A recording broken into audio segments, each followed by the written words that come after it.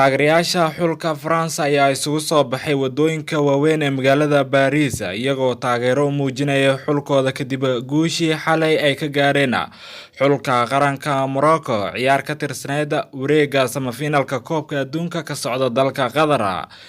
Taageerayaasha xulka France ayaa aad ugu faraxsanaa guushii ay ka gaareen xulka Morocco maadaama xulka Morocco ay soo reebeen xulal awoodooda aad u sareysay ayna ka mid yihiin Spain, Portugal kuwaasi oo xilli hore macsalaameeyay koobka adduunka.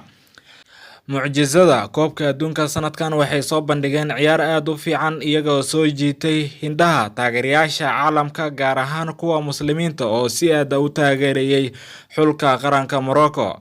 Xulka France ayaa markii labaad oo xiriir iska xaadiriyay finalka koobka adduunka kadib markii ay guul ka gaareen xulka Morocco.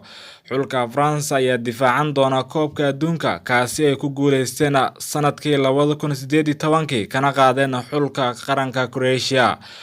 Xulka France ayaa sanadkan ka hortagi doona xulka Argentina kulankii labaad ee final koobka adduunka marka ay ciyaaraan Axad dambe.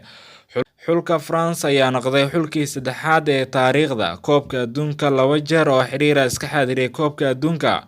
Xulalka Brazil iyo Italy ayaa ahaa labadii xul ee hore u sameeyay rikoorkan kadib markii ay hore isaga xaadiriyeen laba jeer oo xiriir finalka koobka adduunka. Xulka Talyaaniga ayaa sanadihii 1934 ilaa 1938 iska xaadiriyay koobka adduunka laba jeer oo xiriir isla markaana noqday xulkii ugu horeeyay ee sidaas sameeya. Xulka Brazil ayaa sanadihii 1958 iyo 1962 iska xaadiriyay finalka koobka adduunka isla markaana noqday xulkii labaad ee laba sano oo xiriir iska xaadiriya finalka koobka adduunka.